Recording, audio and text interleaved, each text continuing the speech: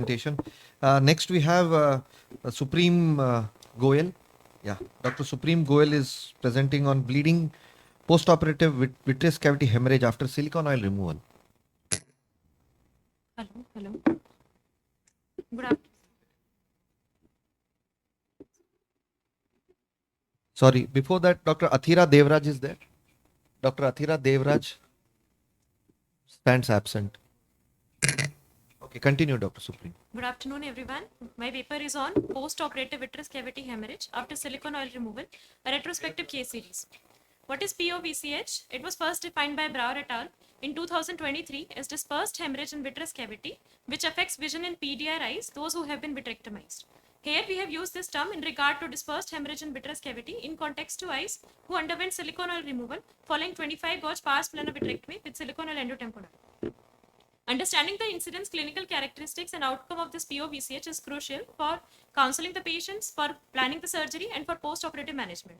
There is a paucity of literature on this POVCH, like post-operative bleeding after silicone oil removal, hence this study. We aim to characterize the incidence, clinical features, management, and outcomes of patient who develop post-operative vitreous cavity hemorrhage after silicone oil removal.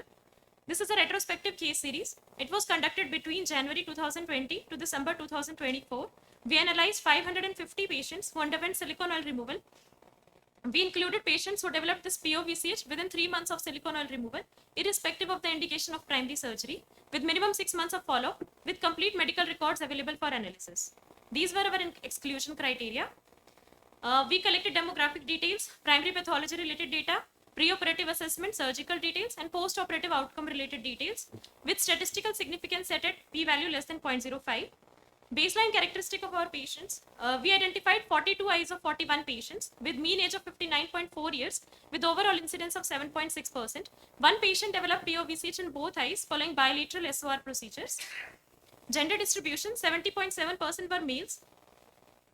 78.6% patient had PDR related pathology, whereas rest had non-PDR related pathology, out of which RRD was the predominant. Out of 9 non-PDR related eyes, 7 had the RRD related pathology. Additional procedures done during silicone oil removal, 28.6% eyes underwent membrane peeling along with oil removal, and in 90.5% eyes, no gas tamponade agent was used. Pre-operative observations in the study group, we studied multiple surgery, antiplatelet, bleeding after primary surgery, pre-SOR subretinal fluid, pre-SOR residual gliosis, and intraoperative disc bleed during previous surgeries. Red indicates that factor was present and blue indicates factor was not present. As we can see, most frequent factor was bleeding after primary surgery with 50% frequency. Next in line was pre-SOR residual gliosis with 40.5% as frequency. Did IOP worsen after this POVCH? We compared pre-SOR IOP as well as post-SOR IOP. And we identified that none of the groups had significant worsening of this IOP except for this VH secondary to RVO group, which worsened because of development of NVG. What are the situations pre-operatively and intraoperatively that predisposed to this POVCH? We compared PDR versus non-PDR eyes, and we identified that multiple surgery was a significant risk factor in non-PDR eyes, and bleeding after primary surgery was a significant risk factor in PDR related eyes, with 63.6% eyes under having this bleeding after primary surgery in PDR group, whereas 0% eyes had this bleeding in non-PDR group. Did POVCH alter the vision potential of these eyes? None of the eyes had significant worsening. None of the groups had significant worsening of this BCVA after POVCH except for one eye. As we already mentioned, this landed in NVG. Management of POVCH, 64% eyes could be managed conservatively, rest had to undergo intervention. 16% eyes underwent anti-VEGF therapy, 14% eyes underwent repeat surgery, and 5% eyes had to undergo anti-VEGF followed by resurgery. What did we learn from this management? In PDR group, 57.5% eyes could be managed conservatively, whereas in non-PDR group, 88.9% eyes could be managed conservatively, and only one eye had to undergo resurgery in non-PDR group, that was VH secondary to RVO group, and 100% of RRT eyes could be managed conservatively. Depicting images of a 53-year-old female who had left eye macula involving TRD as primary pathology with BCVA of counting fingers at 50 centimeters. VR surgery was done, following which BCVA of 636 was attained. Intraoperative disc hemorrhage and post-operative pre-retinal heme were noted. 8 months later, SOR was done, following which she had vitreous hemorrhage with BCVA of hand movements. 2 months later, she underwent resurgery. with BCV of 660 was attained. Another patient, 57-year-old female, with primary pathology as macula involving RRD, with BCV of counting finger at 1 meters.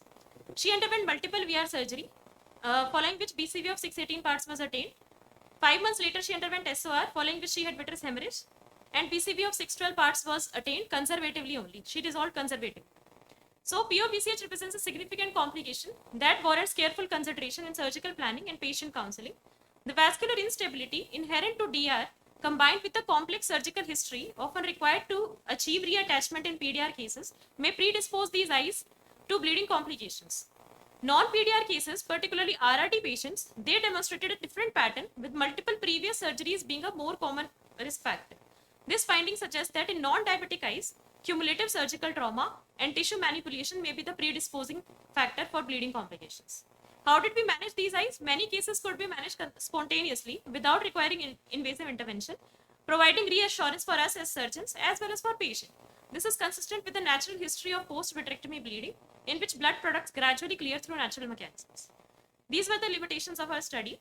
There was no control group for our study, and we excluded eyes who had concurrent retinal detachment in addition to vitreous hemorrhage.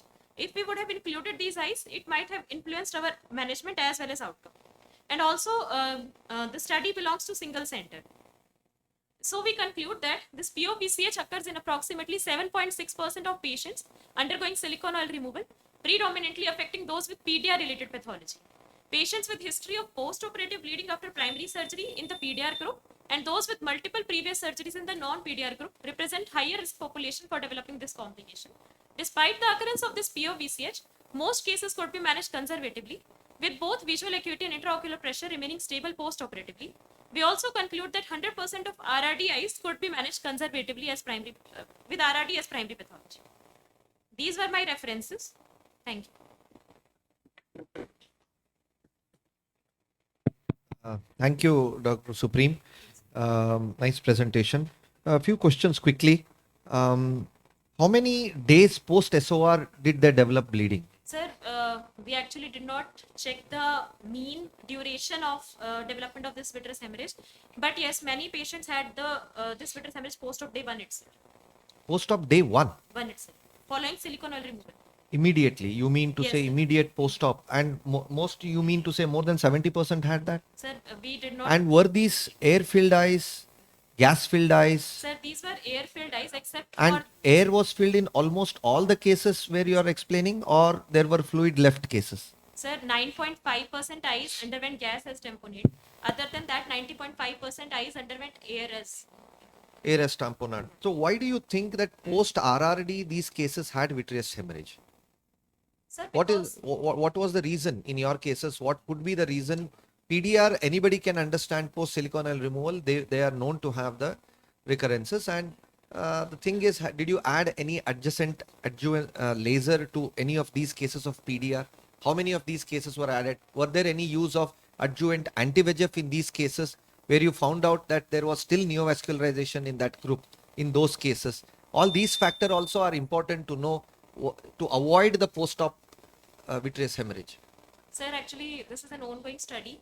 So, these many factors are already we have studied, and the rest are we are already studying the effect of laser, effect of anti-VEGF.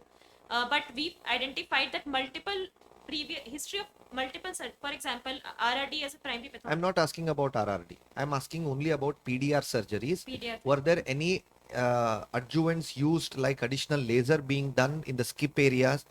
And Sir, if you laser was done. laser was all, done, yes, sir. were there any use of anti-VEGF agents in these cases where they found out that there was still some neovascularization left? Sir, pre-operatively. Not pre-operatively, intraoperatively I'm No, sir, asking. intraoperatively. None of these cases any adjuvant anti-VEGF injections were used. Okay. Thank you. So come out with more, because this is an interesting thing. We would like to know more about why the actual bleeding happened post RRD surgeries. How many cases had bleeding post RRD? Sir, 7 were the known RRDIs. 7. 7. 7 eyes out of 42 were the RRDIs. RRDIs. Yes. And what kind of RRD were they? They were the primary surgery, and this was just a silicone oil, or were these Yes, the this was recurrent just silicone oil removal. simple plain silicone oil plain removal silicone after and these were non-complicated RRDs? I mean to say, Macula involving RRDs. So what was the grading of that RRD? Were there any PVR in those cases where in 42 cases where you did the RRD surgery? Sir, that is under like yeah. Yeah. So you have taken an overview, bird's eye view. But why it happened, then you need to go into the depth of it. Okay. So were there any membranes peeled? Were there sir, ILM 28 peeled over the point- macula? Were there any 28.6%. recurrences of PVR which were handled intraoperatively during the surgery? Which manipulation might have caused post-op vitreous hemorrhage in non-PDR cases? That I think we would be interested to know a little bit about it. So 28.6% of eyes underwent membrane peeling in our study. No, I am asking in non-PDR Specific. cases. Yes, sir. 3 eyes. 3 RRD eyes underwent membrane peeling. You mean to say PVR membrane peeling? Yes. And all those cases had vitreous hemorrhage? All those three? Yes, sir. And but why didn't it happened in the other cases also where there was no membranes? Any rationale? You must have found out now. What is the reason for that? Sir, when we compared the Or were the patients diabetic? or Non-PDR. non-PDR group were not diabetic. Non-PDR Non-diabetic. group patients were not diabetic. Other patient definitely all were. So you need to find out whether intraoperatively something happened, whether there was hypotony, when they were doing the silicone oil removal, was there a globe collapse?